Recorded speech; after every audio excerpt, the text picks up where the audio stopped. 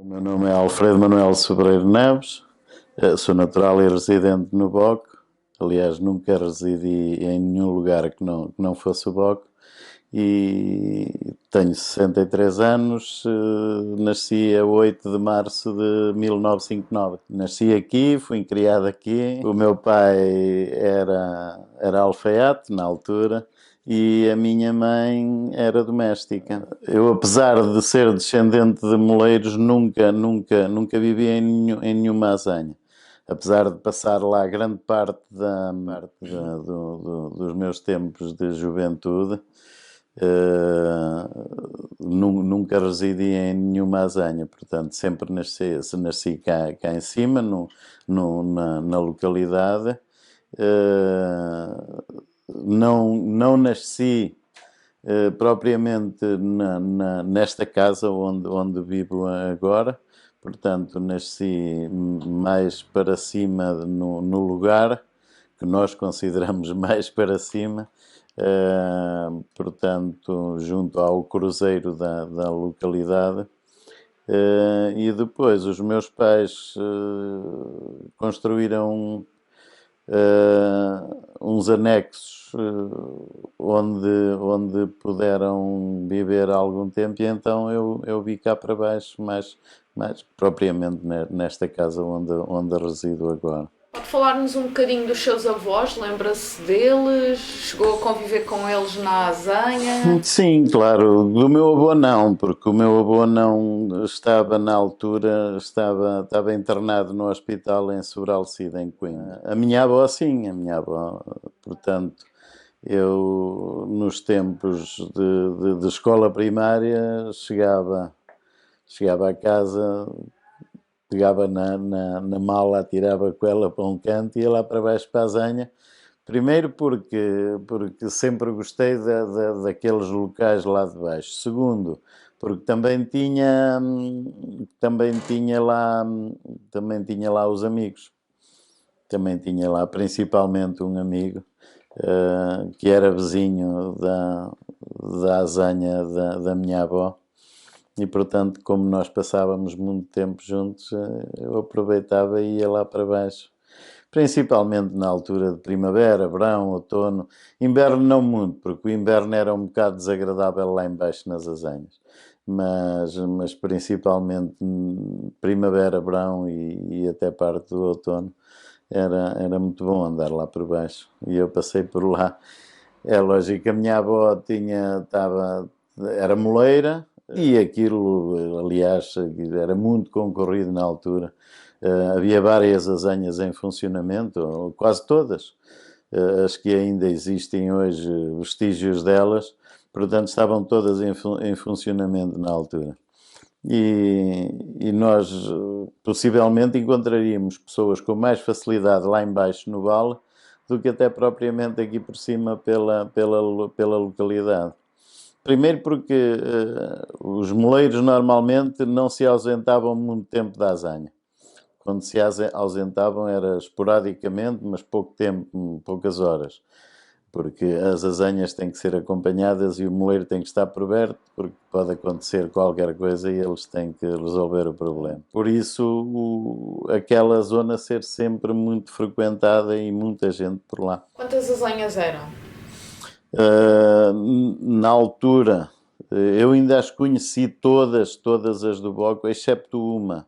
Essa é que não a conhecia em funcionamento e só a conhecia em ruínas, mesmo só as ruínas, que era a Azanha do Azinhol, que essa nunca me lembro ela funcionar, nem só me lembro das ruínas e havia lá uma zona em que a malta nova íamos para lá, porque aquilo tinha o enxogalhador da roda e a malta nova ia para lá todos tomar banho lá para baixo no verão, que aquilo era agradável. Era a única que eu não conhecia funcionar. De resto, sempre as conheci todas a funcionar, 14 ao todo, e ainda 2 moinhos de rodízio. Os moinhos de rodízio, portanto, funcionam também com a água, através da força da água, só que em vez de terem a roda exterior, a roda fica por baixo do casal das mós, e não é uma roda, é um rodízio. É um engenho com várias pás em que a água, portanto, passa através de jato pelas, não se chamam pás, chamam-se penas, portanto, através das penas do rodízio e provoca um movimento das mós. O movimento é direto, não tem nem entrosgas, nem carretos, não tem nada desses engenhos para produzir o movimento. É única e simplesmente o rodízio que passa a força depois diretamente às mós. As azenhas, falou aí de algumas delas, elas tinham todas nome? Os nomes eram os nomes que nós lhe atribuíamos pelos moleiros da altura. E havia outros que foram passando de geração em geração até aos tempos de hoje. A minha avó era a azenha da tia Luísa ou do João da Luísa, portanto havia quem lhe chamasse a azenha do João da Luísa ou a azenha da tia Luísa. Em tempos, possivelmente, não teria este nome. Eu estou a falar em relação à altura que eu acompanhei. Portanto, as pessoas diziam que era a azenha da tia Luísa ou do João da Luísa. Mas possivelmente teriam tido outros nomes dos outros proprietários. O meu bisavô também era dono dessa azenha, aquilo foi passando de geração em geração e possivelmente era a azenha dos Morgados, talvez. Também, não sei, possivelmente, porque a família da minha bisavó, não do meu bisavô, mas da minha bisavó materna, a família eram os Morgados. E há pouco, na entrevista do meu pai, ele falou, só que ele não referiu a família das padeiras, porque normalmente havia uma ligação grande entre as anhas e as padeiras. E toda a família dos Morgados eram padeiras. As azenhas, normalmente, utilizava-se o nome na altura dos proprietários que a estavam a explorar. Outras eram dos próprios moleiros, que não eram os mesmos, não eram os proprietários, mas eram os moleiros na altura. Também tivemos aí algumas em que nós dizíamos que íamos à azenha do Timanel Custódio e a azenha não era a do Timanel Custódio. Era a azenha do Barreto, que ainda hoje também tem esse nome. Mas todas elas ou era pela família do proprietário ou era pela família do moleiro na altura. Quem tinha uma azenha produzia pão para vender ou era sempre para consumo próprio apenas? Não, nesse caso, portanto, havia uma relação de família entre o moleiro e as padeiras que faziam o pão para vender. Em tempos, possivelmente, até haveria um relacionamento maior. Ultimamente não havia muita essa ligação, talvez se tenha perdido um bocado, mas havia casos em que era família, portanto havia ali um relacionamento familiar entre as padeiras e os moleiros. A vossa azenha veio da família da sua avó, do seu avô, da sua avó? Da minha avó paterna, da minha avó paterna. O meu bisavô paterno era o senhor Alfredo da Silva Vida. Mas a azenha possivelmente não era da família dele. Era da família da minha bisavó com quem ele casou, que eram os tais Morgados. E era uma família de moleiros? Possivelmente. E aí está o relacionamento padeiras, moleiros e... A sua avó e o seu avô farinavam o cereal? Sim. Que eles tinham produção, o cereal vinha de outros pontos, como é que Não, o funcionava? cereal, eles trabalhavam para fora. Havia a moenda, como nós lhe chamávamos e como eles chamavam os moleiros na altura, diziam que tinham a moenda. A moenda, o que é a moenda? é o transportar o cereal para a azanha e depois transportar a farinha, depois do cereal moído e transformado em farinha, o transportar à casa dos proprietários, dos agricultores ou das pessoas que tinham pedido o serviço. Em tempos houve que os próprios moleiros era quem faziam o transporte. Portanto, tinham ou uma mula, ou um cavalo, ou um carro de bois, ou outro género de transporte, mas normalmente e o mais usual eram os carros ou as carroças de bois. Portanto, os carros, porque trabalhavam com uma parelha de bois, com uma junta de bois. E as carroças era só um animal a fazer a força. Portanto, ou um animal ou dois, dependia muito da localização da azanha, mas havia sítios em que os caminhos não têm nada a ver com o que lá está hoje. Portanto, os carros ficavam atolados de barro até ao eixo e os animais tinham que ter bastante força para movimentar a carrada que levavam ou de cereal ou de farinha. Portanto, quando eles traziam a moenda para a azanha, traziam o cereal. E depois levavam para trás e iam fazer a distribuição da farinha e depois para lá, normalmente, levavam a farinha. Depois, na volta para trás, traziam o cereal. Portanto, eles não perdiam tempo a andar para trás e para a frente a fazer o transporte. Com o caminho de ir e vir, para lá levavam a farinha, para cá traziam o cereal. E se eles diziam que iam à moenda. Demorava muito a farinar o cereal ou era? Não, dependia muito da época do ano e do trabalho que tivessem, mas normalmente eles iam uma, duas vezes por semana, faziam umas dezenas de quilómetros, às vezes, com os animais ao carro e à carroça. Faziam ali umas dezenas de quilómetros a apanhar o cereal e a distribuir a farinha. Mas normalmente numa semana faziam duas vezes a moenda. Sim, iam e vinham no mesmo dia, saíam de manhã e vinham mas se fosse perto, vinham na hora do meio-dia, ao meio-dia. Se fosse mais longe, viriam da parte da tarde, é claro. Nós chegávamos, os moleiros, os moleiros da altura, chegavam a ir até Calvão. Portanto, Calvão, o extremo sul do concelho de Vagos. Portanto, ali na estrada 109, finais mesmo do concelho de Vagos, eles iam até... havia alturas em que conseguiam arranjar mais meia dúzia de clientes e iam até à zona do Seixo de Mira, mas já era muito raro, aí já era um bocado raro. Mas ainda. Isso era a zona mais longe que eles iam.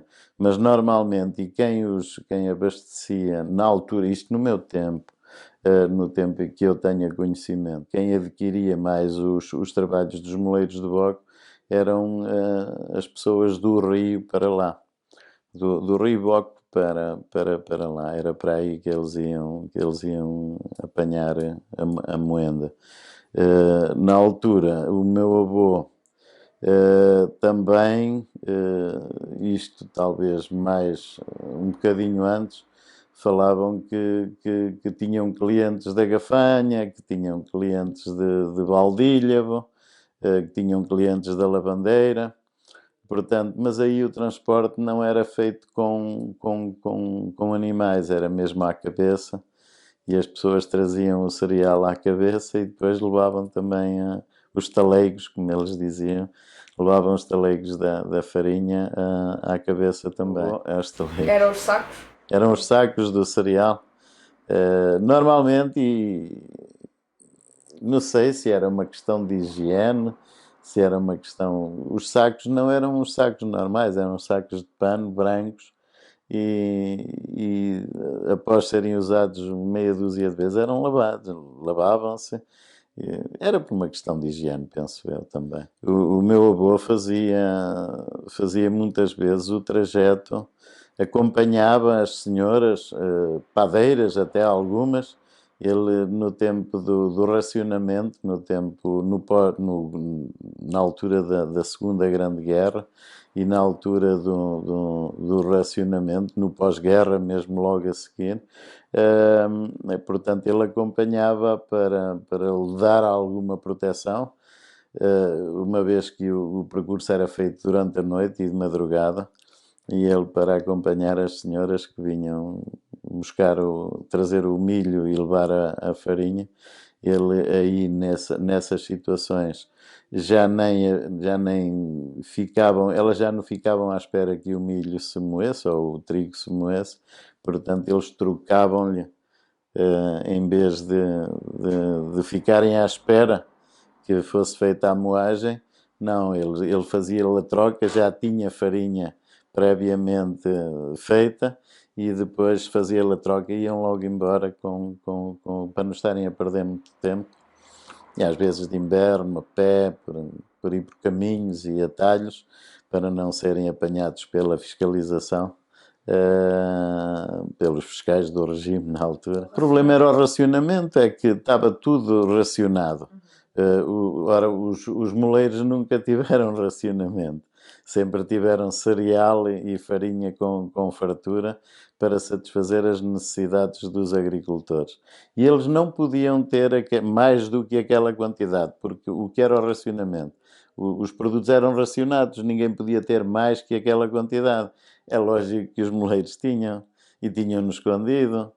Eu lembro-me o meu avô a dizer, eu nunca me apercebi disso, ou na altura já não existia nada disso, mas lembro-me do meu avô a dizer que havia alturas em que eles metiam o cereal dentro das pipas do vinho, para não serem apanhados.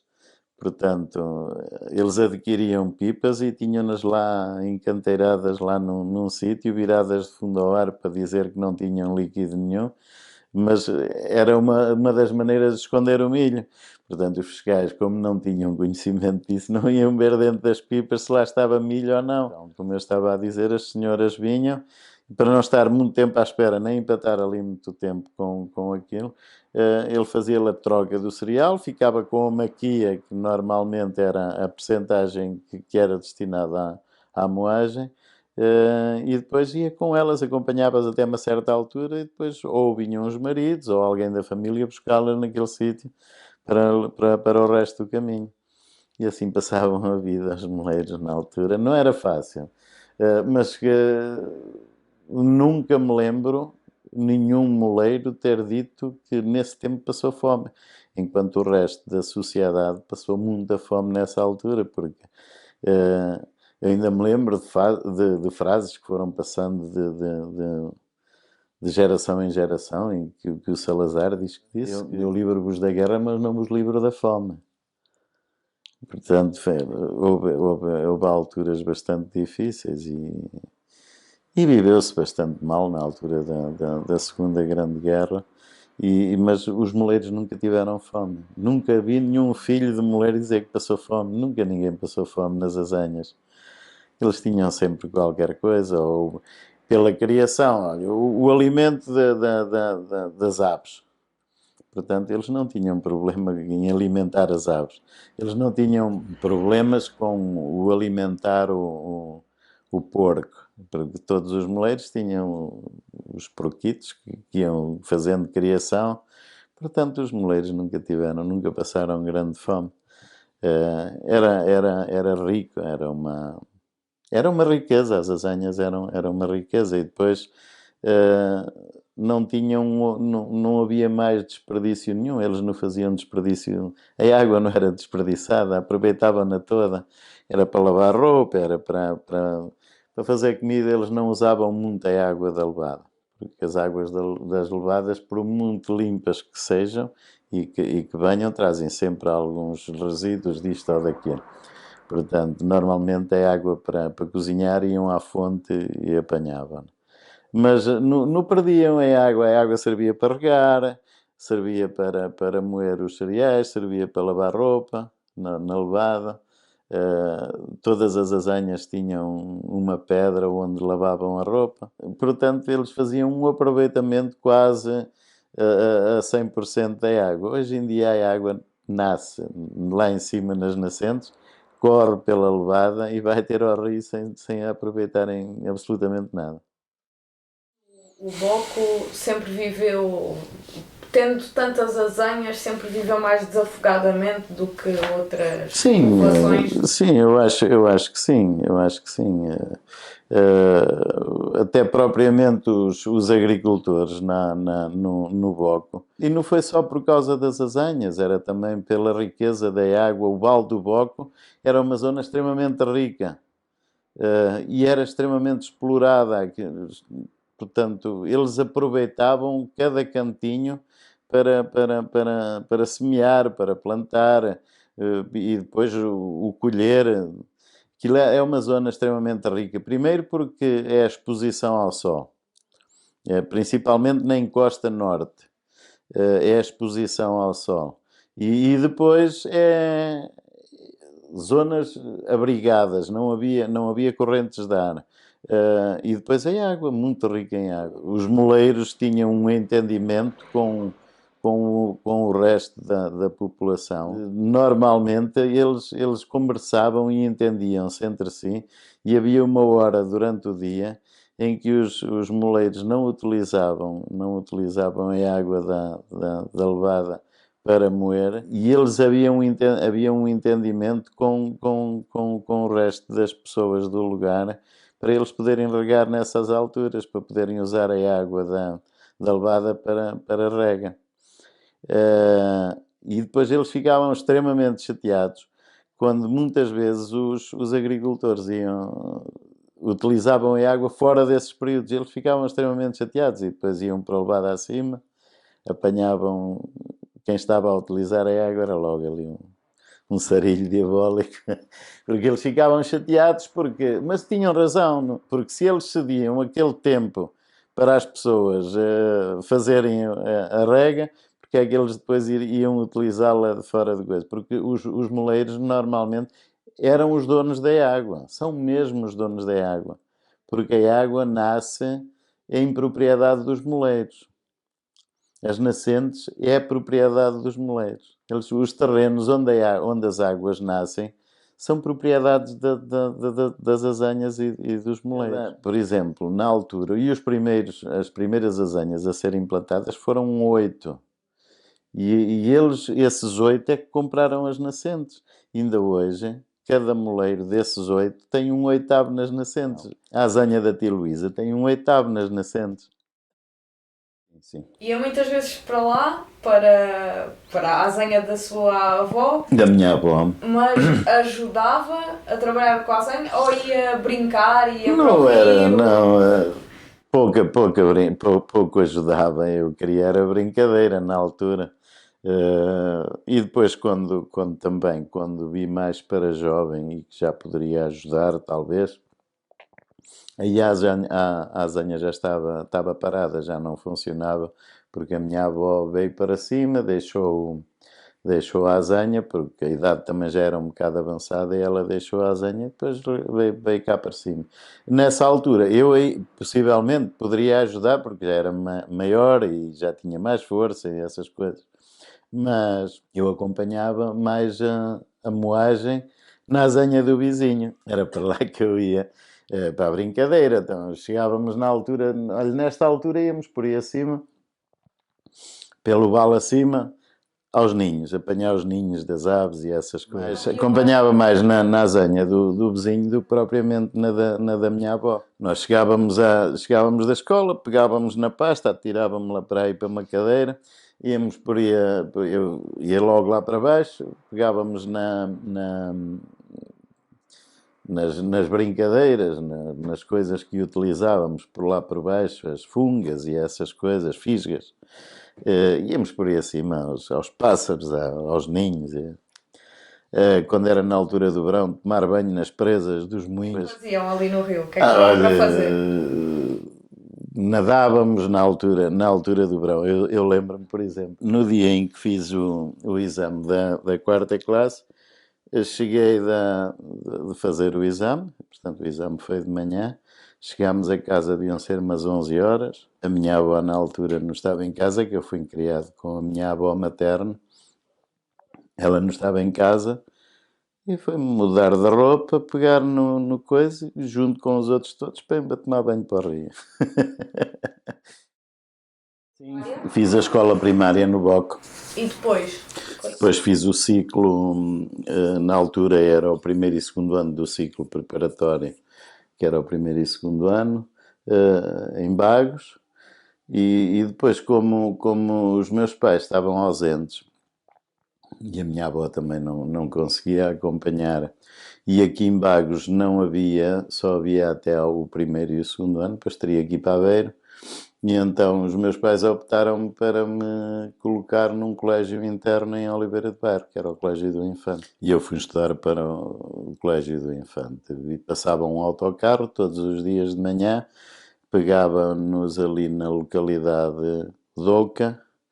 Eu deslocava-me todos os dias de manhã do Boco para Oca de bicicleta, deixava a bicicleta em casa de um amigo lá, depois ia no autocarro para Oliveira de Bairro, ia de manhã, só regressava ao fim do dia. Daqui até Oca. de bicicleta, de De Oca? bicicleta, 5 minutos, 10 minutos, minutinhos. 5, 10 minutos, isso era sempre a andar. Mas depois para chegar à escola? E demorava mais tempo porque o autocarro passava por várias localidades. Fazia aquele circuito todos os dias. A escola começava às 8h30. 8h30 da manhã era quando começavam as aulas, lá no colégio. E o autocarro estava aqui, por vezes, às 7 menos qualquer coisa. E nós tínhamos de verão, de inverno e não era fácil. Os seus pais estavam imigrados?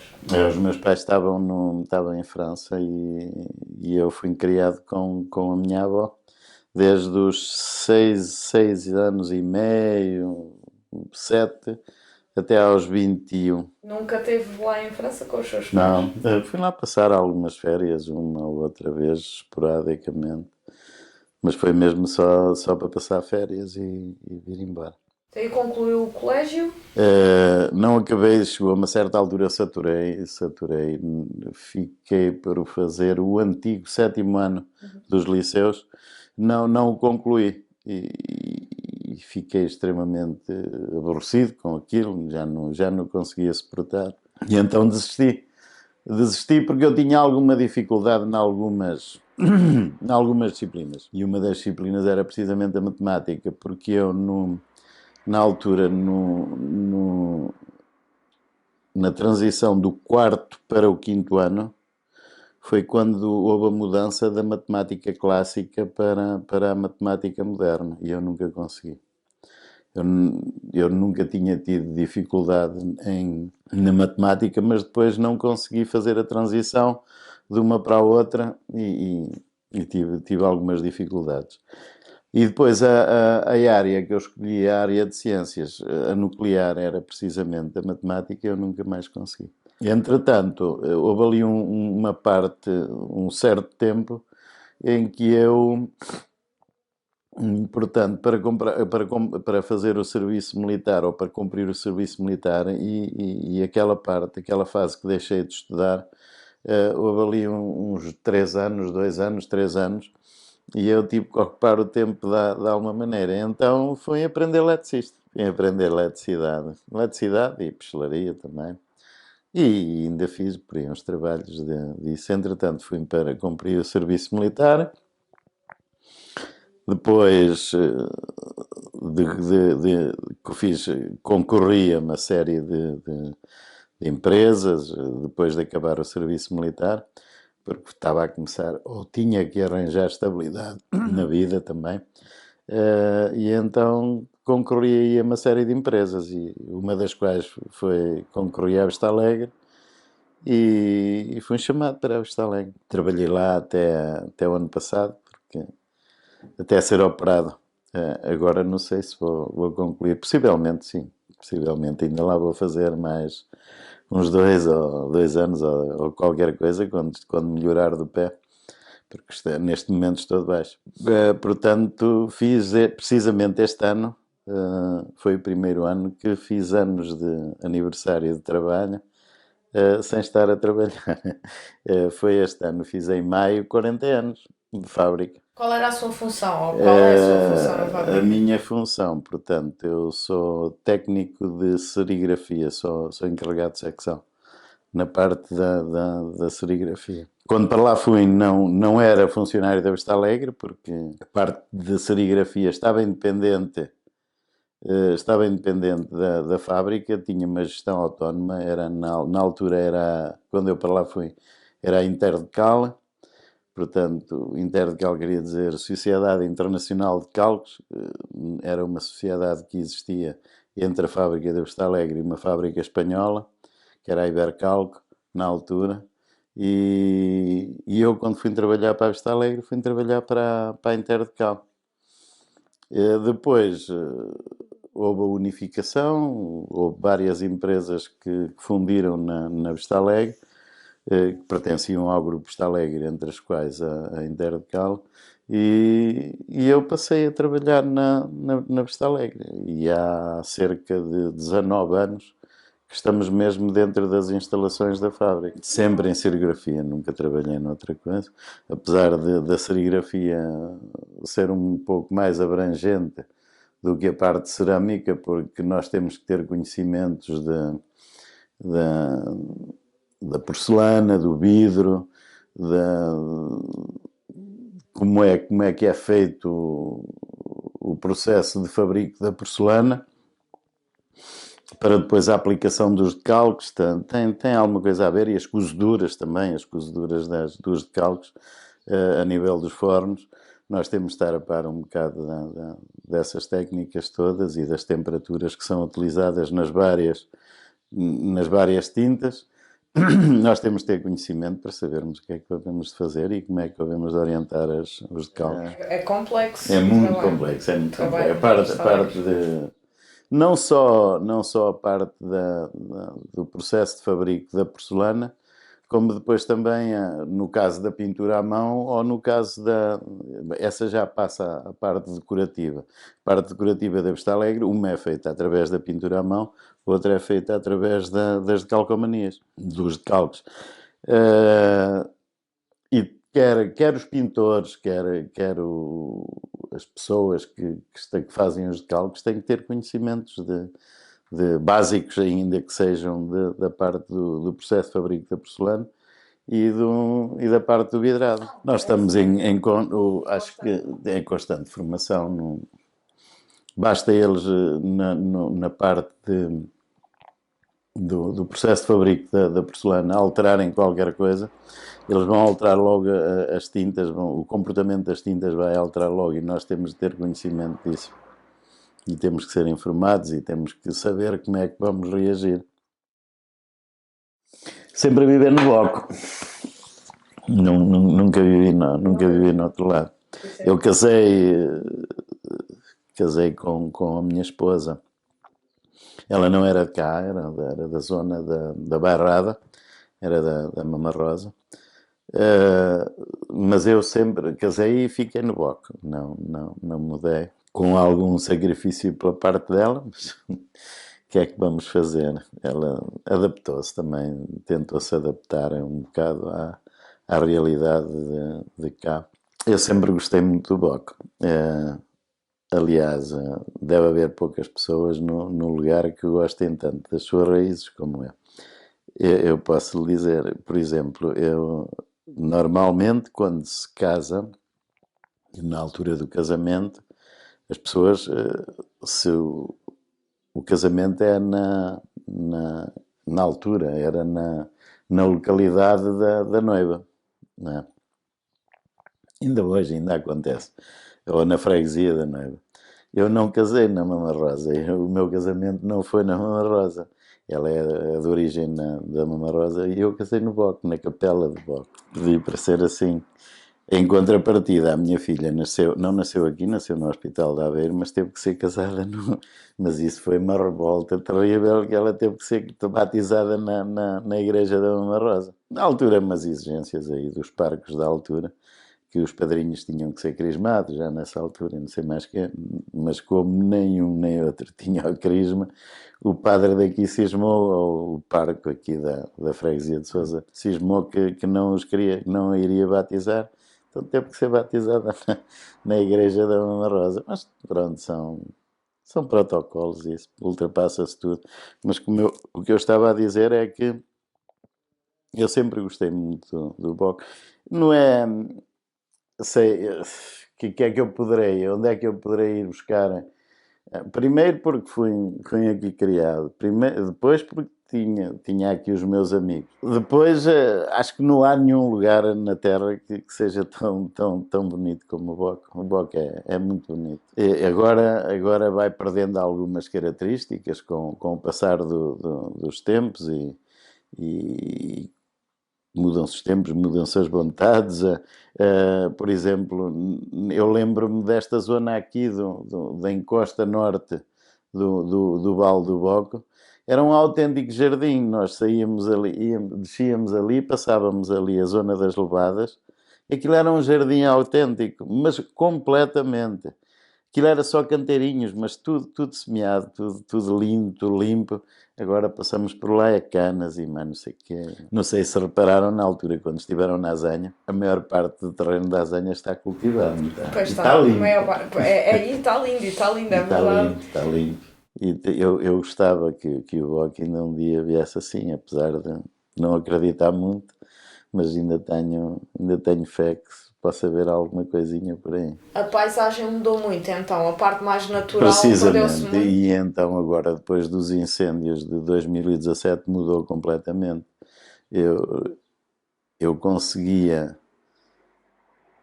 sair de casa no trator ou no carro nem tanto, mas na carrinha, de caixa aberta, eu conseguia ir pela encosta sul e aquilo, já nessa altura, havia muitos pinhais. Eucaliptos não, eucaliptos havia muito poucos. Mas a parte das gândaras, que nós chamávamos as gândaras, aquilo era só vinhas e pinhais. O Boco ainda pertence à região de Marcada da Bairrada.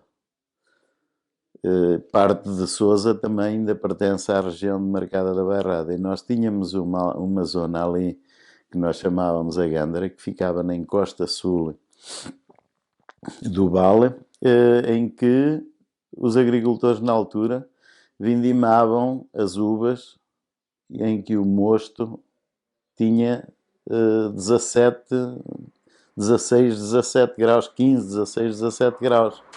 Hoje ninguém consegue fazer isso, nem mesmo na própria bairrada. E tenho algumas dúvidas se em algumas zonas do Douro eles conseguem vindimar com esse grau.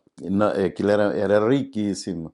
E nós saíamos de casa, carrinha, trator ou qualquer coisa, e eu conhecia as propriedades todas, sabia quais eram os donos. Hoje passo por lá, não sei, não consigo identificar nada. As pessoas estão a sair daqui. Abandonaram os terrenos, outras não querem saber, aquilo não é lucrativo. Tudo está assim, é triste, mas são os tempos. Mas o Sr. Alfredo decidiu pegar na azanha da família, que teve parada também. É claro, teve parada há muitos anos. Esteve parada desde os anos 70, talvez 70, 74, por aí, até 2013. Portanto, foram ali 30 e tal anos, 40 anos ali sem funcionar. Estava sem funcionar e a casa estava desabitada, porque a sua avó Não tinha nada. não tinha nada. Não, aquilo não tinha nada, as portas já tinham caído, as janelas não existiam. Teve que se fazer alguma coisa. É lógico que as paredes mantiveram-nas e o telhado, pelo menos os meus pais, isso mantiveram à moda de que aquilo não se deteriorasse à maneira de não ter recuperação. Foi aquilo que aconteceu numa grande parte delas. Porque as azanhas, se o telhado for abaixo, já não se aproveita mais nada. Porque é tudo em madeira, portanto, se o telhado for abaixo, começa a chover lá dentro e aquilo apodrece tudo. No nosso caso, na azanha da família. Não aconteceu isso porque eles, pelo menos, foram mantendo sempre, apesar das janelas apodrecerem e caírem, não ter vidros, mas pelo menos não entrava água. E ela não se deteriorou à maneira de cair como a grande maioria. Até aí como é que se lembrou? Porque é que teve a vontade de pôr a zanha a funcionar novamente? Porque ficou sempre qualquer coisa, não é? Fica sempre aquele bichinho de... Eu às vezes digo isto em brincadeira, mas tem um bocado de verdade. Como eu já disse, eu sou os meus bisavós, tanto por parte materna como por parte paterna, eram moleiros. Aliás, o meu bisavô materno foi um moleiro da altura, dizem, que eu não sei, não conheci o senhor. Eu, dos bisavós, só conheci a minha bisavó paterna. E conhecia lá embaixo na azanha da tia Luísa, que era, eu chamava lá a avó Clara, que era morgada, essa é que era da família dos morgados. Mas então, como estava a dizer, o tio Manuel Manata, que era o meu bisavô materno, foi um moleiro muito conceituado na zona. Ele chegou a presidente de junta, na altura da junta de freguesia de Sousa. Normalmente os moleiros eram apelidados como pessoas que viviam um bocado desintegradas da sociedade, porque viviam lá mais para baixo, não tinham grande integração no resto da vivência das aldeias ou das coisas. Aquilo era muito vivido. E ele passava muito tempo cá por cima. É lógico que tinha de ter quem lhe fizesse o serviço lá embaixo. Mas ele foi um dos sujeitos, isto na altura, 1900 e, sei lá, 16, 1919. 1916 ele foi eleito vice-presidente da Junta de Freguesia. E depois correu com o presidente da junta da altura e autoelegeu-se ele presidente da junta. Na altura do regime, da mudança do regime dos monárquicos para os republicanos. E então parece que o homem que era um republicano terrível. E então não deu hipótese ao outro presidente da junta. E então, como eu estava a dizer, em termos de brincadeira, muitas vezes eu digo assim: ora, procurem aí no Monte da Farinha, lá no coisa, vejam lá se vê aí um bichinho preto. É lógico que não vão ver bichinho preto nenhum, mas eu digo: olha, vejam lá, eu fui mordido por esse bichinho, por isso é que eu hoje pus a zanha a funcionar. A Azanha recebe visitas ou atividades? O que é que produzem para vosso consumo? Sim, Mesmo... também. Eu ainda vou fazendo por aí umas moagenzitas de cereal para quem me pede. Uns é pedido. Olha, arranjai um bocadinho de farinha para nós fazermos uma broa mimosa ou para fazermos uma coisa qualquer. Outras vezes é para o consumo animal também. Uma grande parte do milho que é moído lá embaixo é para consumo animal. Mas também se faz as pessoas pedem para moer, para cozinhar broa, para cozer a broa, para cozer a broa mimosa. A broa mimosa é mais a parte da confraria dos sabores da abóbora, porque elas fazem a broa da abóbora. Mas também fazem a broa mimosa. A broa mimosa não é feita assim como a broa da abóbora, também não é única e simplesmente feita à base de farinha de milho.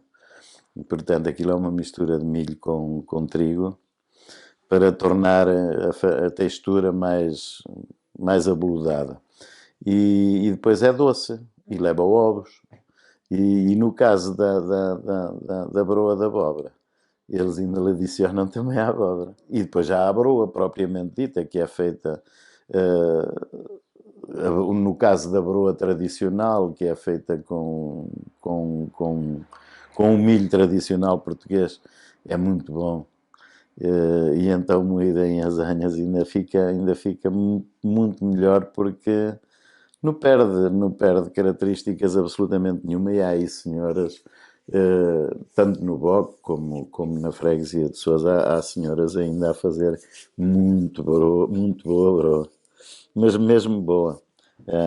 A broa tradicional, aquela que tem aquelas côdeas rijas que a gente, ao comê-las, os dentes têm que ser assim um bocadinho para forte, mas muito paladosa. Feita com milho branco tradicional, o tradicional português. Português. Tradicional português. Moída em azenhas. Moída em azenhas, moída em azenha. Até faz saltar as pedras. É um milho muito miúdo.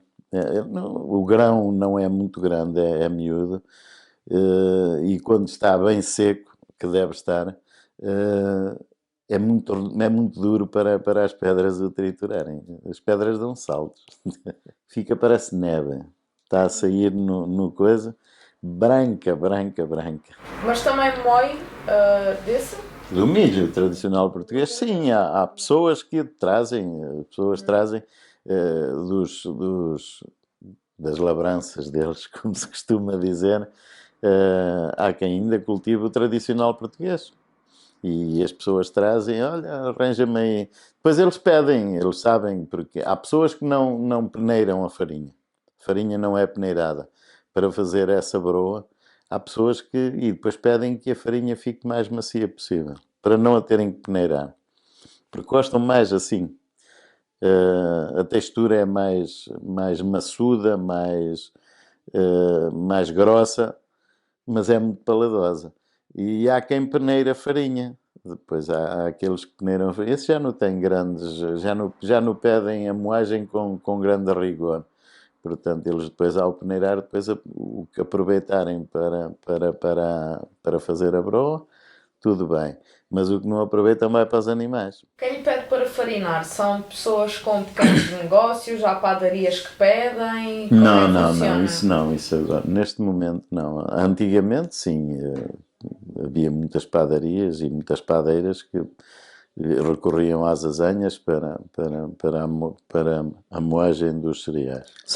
É para fazer em casa. Para fazer em casa. É para fazer em casa. Ainda há muita tradição aqui das broas e até propriamente do pão de trigo, feito com farinha de trigo. Ainda há muitas pessoas a fazerem isso em casa. Ainda há algumas pessoas a fazerem isso. Nós cá em casa ainda fazemos isso, esporadicamente, mas ainda fazemos. A minha esposa sabe fazer o pão, a broa e o pão de trigo. Na nossa azenha, mas mesmo muito mais de milho. Trigo muito pouco porque era muito trabalhoso. Porque como a nossa azenha tinha só um casal de mós, enquanto a nossa só tinha um casal de mós, uma grande maioria tinha 2 casais de mós. E adaptavam um para farinha de trigo e outro para farinha de milho, até porque as pedras não são iguais. O meu avô, como tinha muitos conhecimentos de moleiro, isto na altura em que ele ainda conseguia trabalhar, ele conseguia, mudando a pedra de cima, a andadeira, ele ao mudar a andadeira para uma pedra mais mole, mais macia, conseguia moer também farinha de trigo, mas tinha que trocar a pedra andadeira. Apesar de manter o pouso, porque o pouso é muito difícil de mudar e não se pode andar a mudar. O pouso é de baixo? O pouso é de baixo. A andadeira é de cima. O pouso está fixo, não se move. O que move é a pedra de cima, a andadeira, a moto de cima. Portanto, o meu avô, como tinha muita experiência e sabia as características do pouso, quando é que podia moer trigo, é preciso ter conhecimentos de quando é que se podia moer trigo com aquela pedra de baixo. Porque as pedras de trigo são umas pedras muito mais macias do que as pedras para moer milho. As mós são diferentes, as características das mós. Sabe quais são as principais diferenças? A dureza das pedras, e depois também a pedra em si tem que estar muito mais macia do que para conseguir moer os grãos de trigo. tem que ser umas pedras muito mais macias do que as pedras de minho. Até o picar das mós, porque esporadicamente ou normalmente eu lembro-me os meus avós dizerem que quando tinham muito trabalho picavam as mós às vezes de 8 em 8 dias, portanto picavam hoje, passado 8 dias tinham que voltar a picar as mós. Como é que eles faziam isso? Era feito através de um picão metálico de ferro, temperado, tinha que ser temperado porque as pedras são bastante rijas, é granito rijo, e para o picarem aquilo tem que levar uma têmpera especial no bico para fazer ali uns biquinhos, umas picadelas na mó, e tinha que ser picada a eitinho, muito sempre seguido, não deixar espaços por picar. Tem muita técnica aquilo, por acaso eu sei.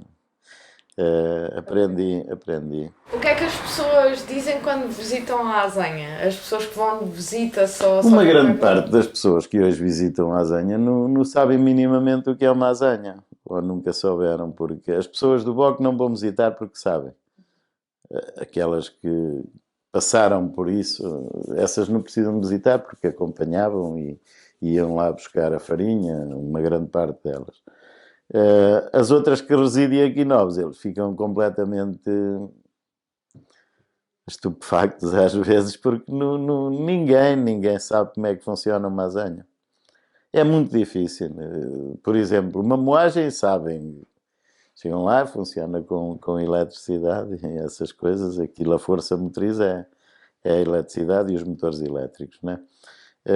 A nível das azenhas, não. Eles não. Quem é que ia supor que a água que ia fazer andar umas mós para moer o cereal? E o caso portanto, as pessoas, uma grande parte delas, sabem que os cereais que são moídos nas moagens, e depois há muita gente que consegue mais depressa associar os moinhos de vento à moagem dos cereais do que propriamente as azenhas. Eu não sei porquê, porque nós aqui não temos essa tradição. Em tempos também houve alguns, aqui no Concelho de Vagos, ali na zona de Santo André, também havia ali 3 moinhos de vento enormes. Mas tirando esses, também havia os moinhos judeus, mas eram muito pequeninos e eram para uso familiar. Não eram aqueles grandes de Santo André, que ainda lá estão os restos deles, esses não. Mas os judeus eram um moinho pequenino que rodava através de um eixo à procura do vento, mas era mesmo só para uso familiar. São moinhos de vento muito pequenos. Há um ali em Calvão, no parque da Lagoa. Ali em Calvão há um de vento, desses judeus, dos pequeninos. Antes, aqui há umas dezenas de anos atrás, nós passávamos pela 109, ali na zona da Tocha para a frente e da Tocha, ali na zona do Bom Sucesso da Tocha, havia ali uma série de uns 2 ou 3 também desse género, mas esses moíam para fora. Os judeus são um bocadinho mais pequenos ainda do que esses. Quando era miúdo, mais novo, já havia eletricidade ali na E já havia moagens. Quando eu era miúdo já havia corrente elétrica lá embaixo nas azenhas. Já havia. Tinham luz elétrica. Sabe desde quando ou não tem ideia? Não posso precisar, mas quase de certeza que foi a partir da altura que meteram luz elétrica aqui em cima no lugar, lá embaixo também meteram. Mas posso lhe dizer que, por exemplo, na azenha da tia Luísa não tinha luz elétrica, tinha o candeeiro, a petróleo. O vizinho já tinha, a azenha a seguir, essa já tinha. A candeia, a petróleo também. Não é o candeeiro, é a candeia. A candeia é um reserva, tem aquele formato triangular. Tem assim um formato triangular e depois tem uma coisa para regular, uma torcidazinha que sai lá de coisa. Era feita em chapa, teria para aí que uns 10 centímetros da altura. O candeeiro é totalmente diferente. O candeeiro é em vidro normalmente, em vidro ou porcelana, a parte da base, depois tem aquele bojozinho onde leva o petróleo, e depois tem a parte do funcionamento da torcida, que fica embebida no petróleo, e depois ainda leva um vidro em cima. Esse é o candeeiro. A candeia não tem vidro. Lá embaixo na azenha usava-se muito a candeia quando era para ir virar a água cá acima na levada, para desviar a água da roda.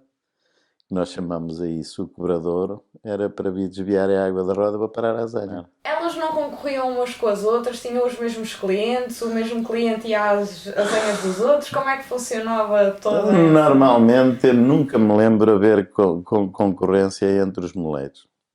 Inclusivamente, eu acho que eles tinham um espírito de entreajuda muito superior ao que existe agora. Eu lembro-me, por exemplo, quando havia uma avaria numa azenha qualquer, eles diziam, olha, eu não posso, coisa vai ali, ou coisa que eles moem o milho, ou o trigo, ou o que é que for. E assim, eles ajudavam-se uns aos outros. E, inclusivamente, eles falavam entre eles e muitas vezes, quando o trabalho era demais, eles distribuíam o trabalho, da azenha para a azenha. O seu avô e a sua avó também descascavam arroz? Sim, e quase todas as azenhas descascavam arroz.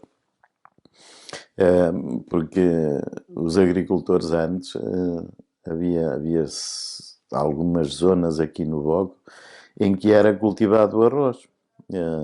Havia um espraiado em que eles aproveitavam a água, principalmente do lado nascente, aproveitavam a água das levadas, empresavam, porque o arroz não pode ter água salgada. E ali no Rio do Bogo já chega maré. A maré já chega ali. Eles aproveitavam, empresavam a água que vinha das nascentes e das levadas, e aproveitavam isso para fazer a plantação do arroz e a sementeira do arroz. Depois levavam às azenhas para descascar.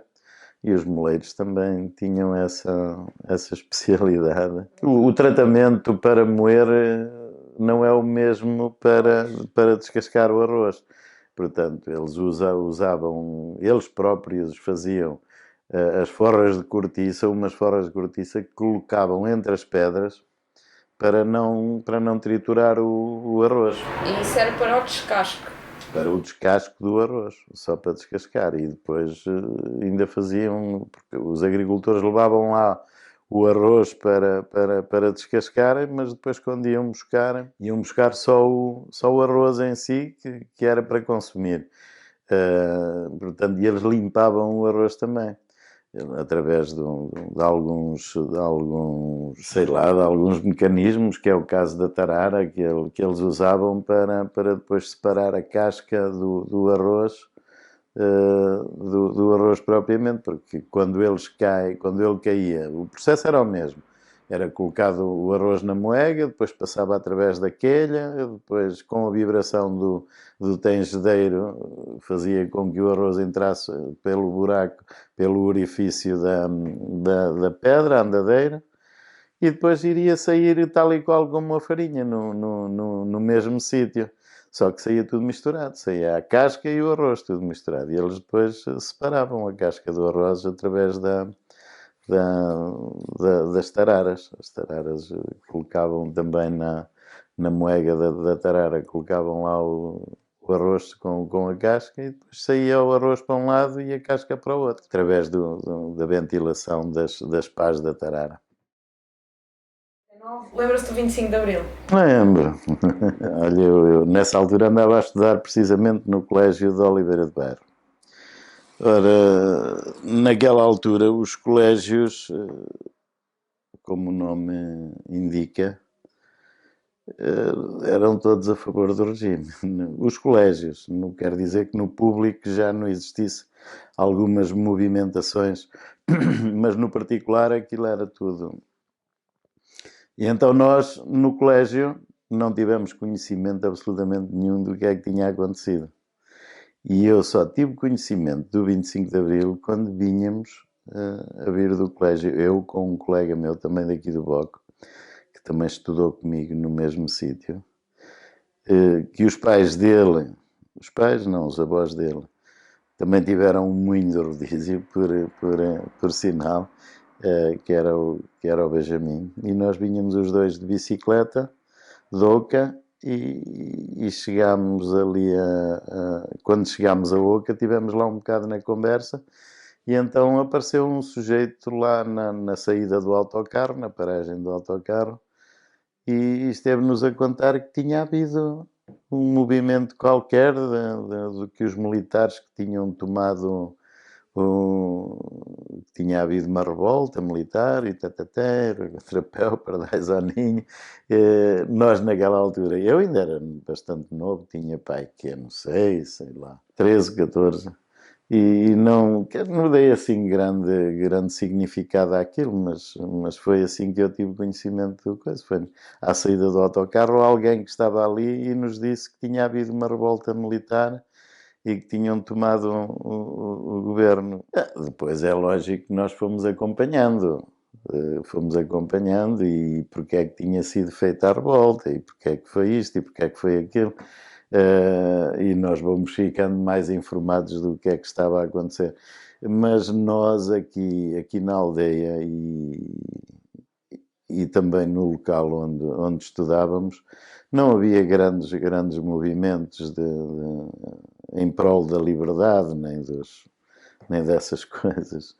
É lógico que mais para as cidades, e principalmente onde existia mais o ensino superior, em que era cultivado mais esse género de coisas, é lógico que aí que seria, e foi muito mais falado.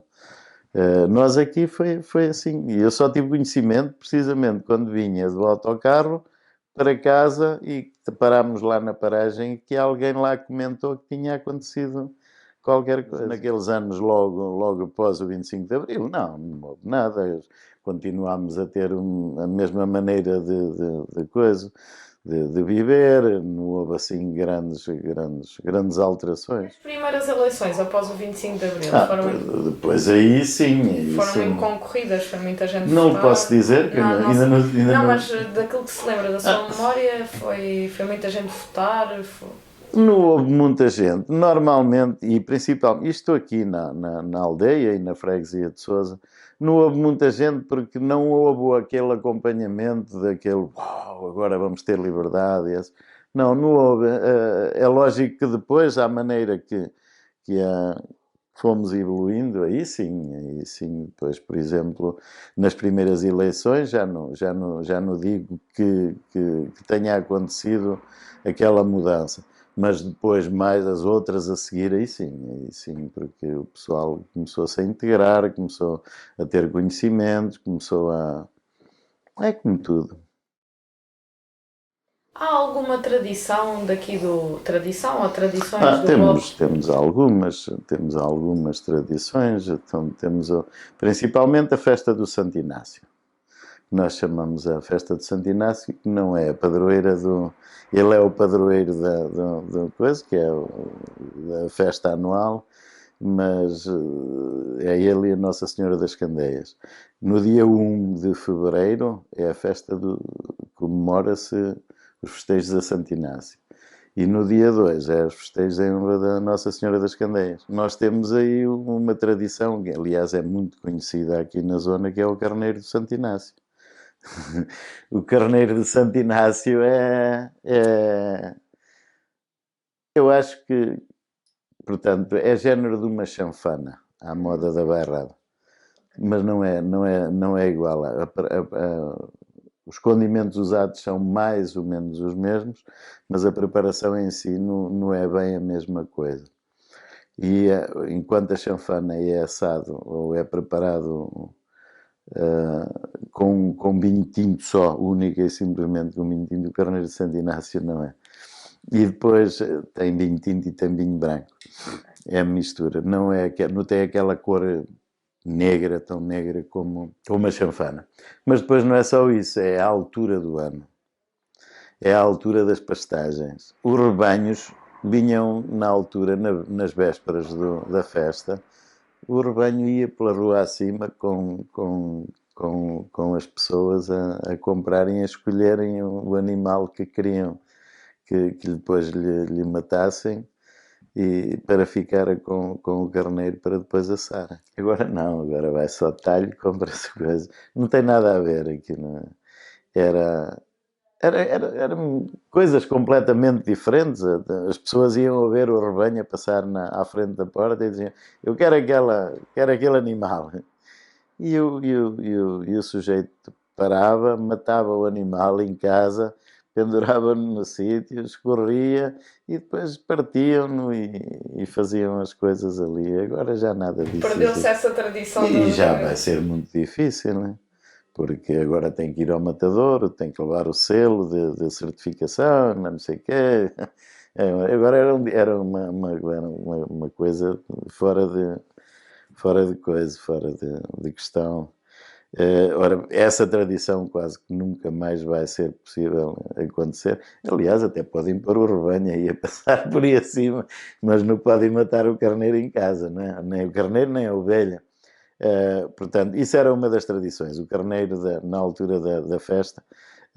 E depois não é só por causa do rebanho e por aí acima, era as características da carne, por causa das pastagens na altura, porque tinham passado o frio também, o frio à altura do Santo Inácio, portanto é em fevereiro, está muito mais frio, puxa, é mais apetecível comer carne no inverno do que no verão. No verão até enjoa. E a carne, as características da carne, por causa das pastagens na altura também, também tem outras características. Por isso é que tem tanta fama ao carneiro de Santo Inácio. Mas não é só porque a preparação é diferente.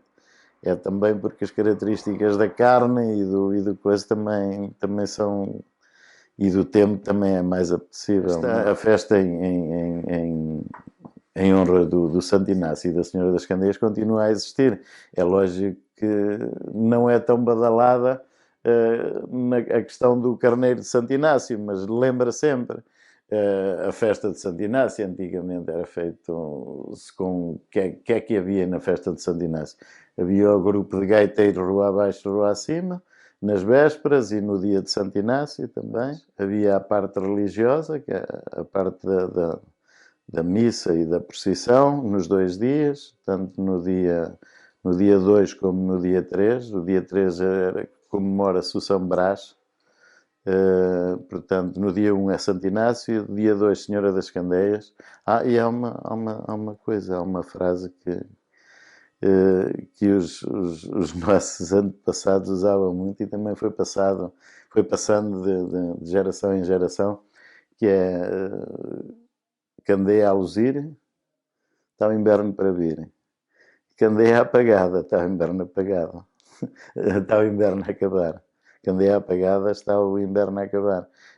Portanto, o que é que isso quer dizer? Portanto, se no dia da Nossa Senhora das Candeias o dia estiver chuvoso, que normalmente está, para a altura do ano, se estiver chuvoso e estiver o tempo encoberto, está o inverno a acabar. Se por acaso estiver céu limpo e sol e essas coisas, é sinal que o inverno ainda não acabou, ainda vai haver mais inverno. Portanto, candeia a luzir, está o inverno para vir.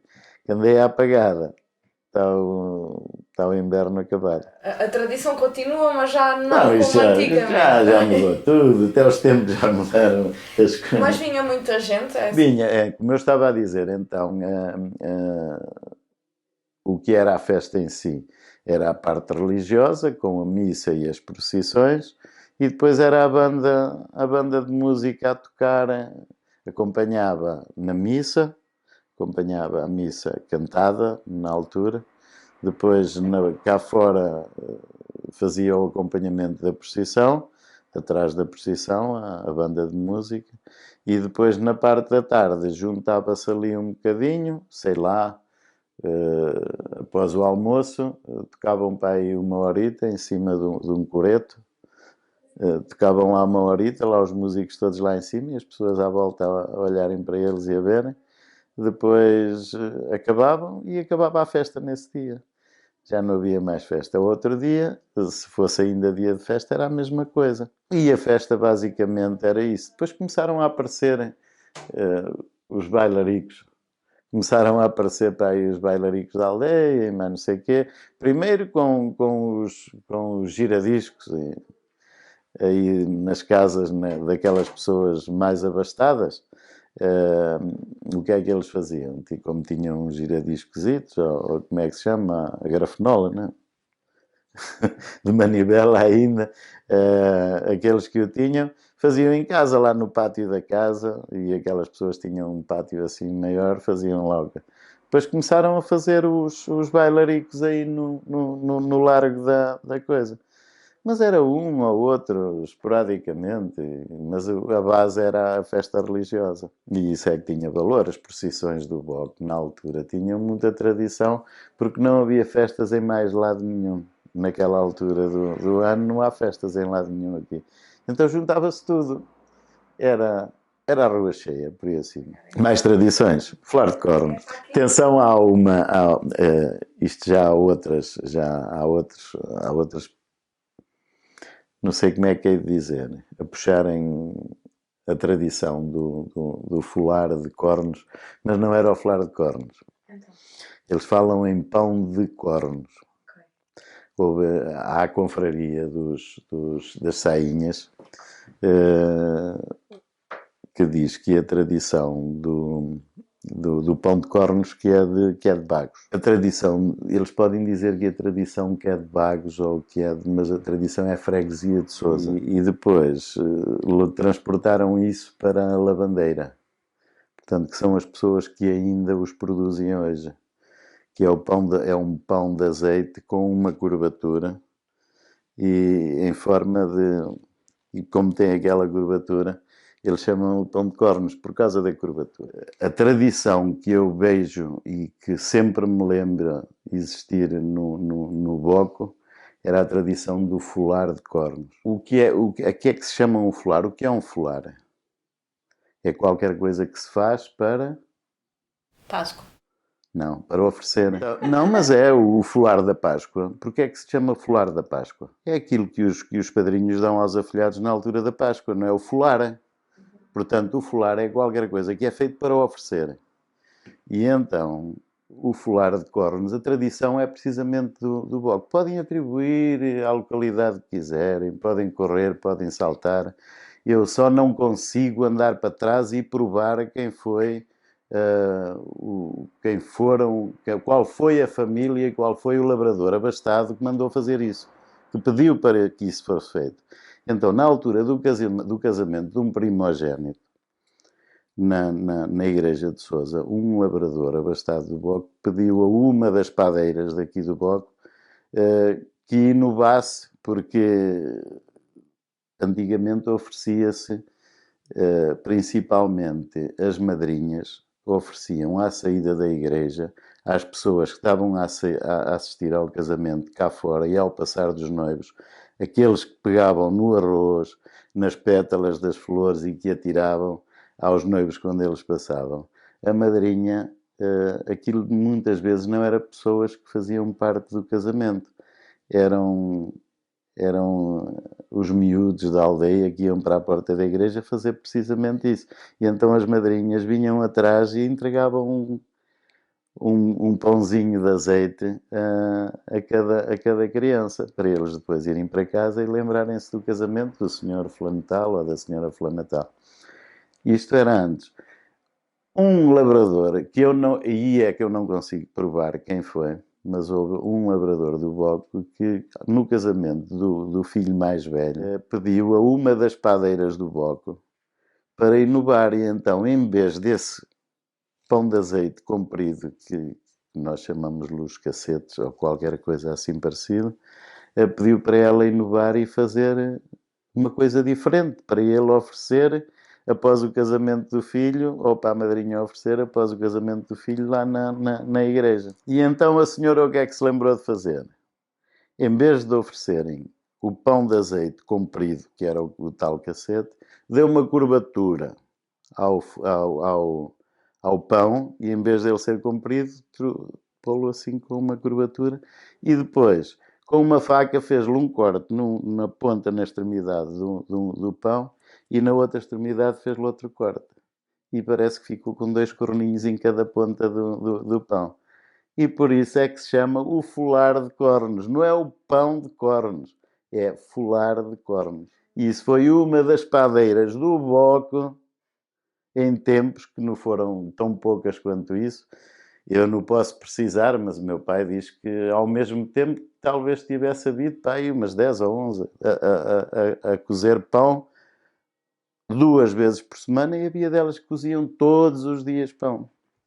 Portanto, havia delas que já tinham uma mini padaria aí com todas as condições de higiene e essas coisas, já também, já na altura, e isto estamos a falar, sei lá, anos 50, 40, 60, não sei, eu ainda conhecia algumas a funcionar. Pelo menos duas ainda me consigo lembrar delas, e a cozer em pão, e depois umas iam vender o que elas chamam à Praça do Município, que é ali a Praça da República em Bagos. Agora não há, mas antigamente era o mercado, e as pessoas iam lá vender o pão. Outras já trabalhavam por encomenda. O folar de cornos nasceu de uma coisa, e agora eu não sei qual é a ligação, não posso precisar se há alguma ligação a esse pão de cornos com o folar de cornos, mas a tradição do folar de cornos é do Boco. E foi-se dizendo, pode ser um disco disso, mas... É de farinha de trigo. Pão de trigo, farinha de trigo. E essa broa daqui? Ainda tem as pessoas que A broa fazem. mimosa. Você falou. A broa mimosa é a tradicional da festa do Santo Inácio também.